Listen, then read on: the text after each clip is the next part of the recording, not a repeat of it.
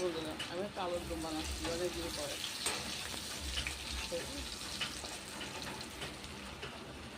এটা কেটে নিয়েছি, এটা শর্টকাটে একটু গরম মশলা ফোড়ন দিয়ে দিয়েছি। এইবার এগুলো দিয়ে দেবো।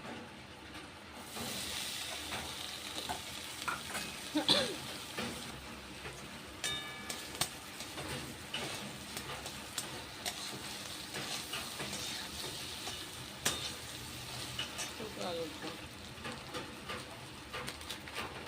একটু ধনের গুঁড়ো দেওয়া কিছু, আর গোল গোল দেবো।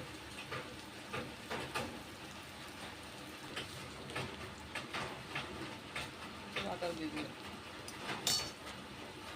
দেখুন আমার শুকনো আলুর দম কীরকম হয়েছে, ভালো লাগলে লাইক শেয়ার করি। একে আমি নামিয়ে দেবো এখন।